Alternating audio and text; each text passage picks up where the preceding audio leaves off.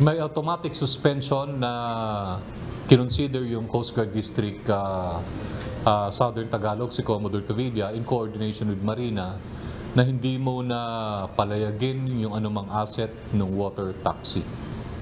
Hindi na muna pinapayagang maglayag ang lahat ng water taxi ng kumpanya ng Hop and Go habang iniimbestigahan ng Philippine Coast Guard ang banggaan sa karagatan kahapon ng tanghali sa Verde Island Passage sa Batangas. 2 crew ng Hop and Go ang nasawi, kabilang na ang kapitan ng water taxi nang makabanggaan nito ang Ocean Jet 6 na isa ring passenger vessel na may lulan namang 105 na pasahero at 19 na crew. 2 naman sa 5 turista na sakay ng water taxi ang nagtamo ng mga injury.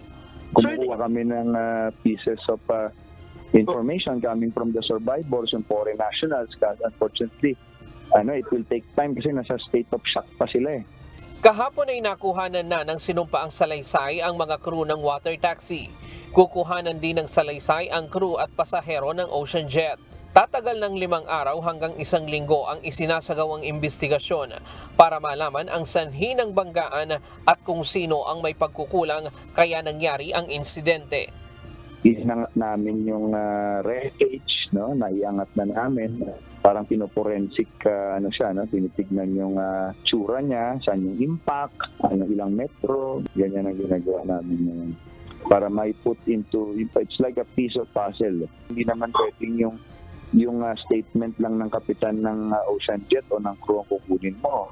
Siyempre, yung mga witnesses doon, yung pasahero ng boat vessels, yung nating survivor na pasahero na water taxi at yung 105 na pasahero ng Ocean Jet para mai-assemble natin yung puzzle.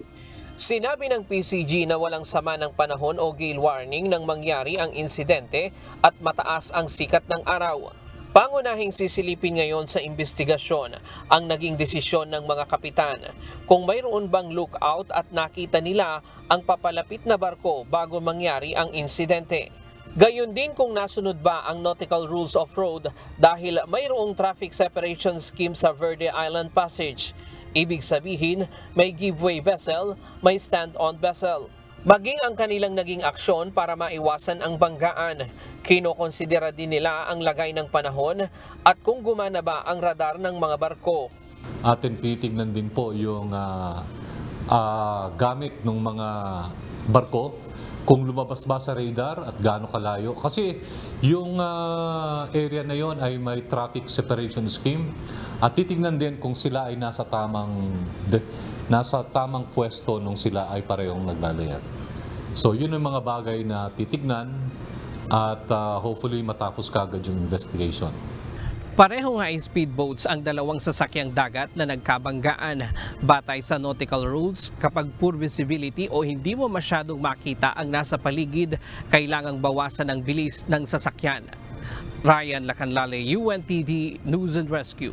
Diyos ang aming sandigan, serbisyo publiko ang aming pinahahalagahan.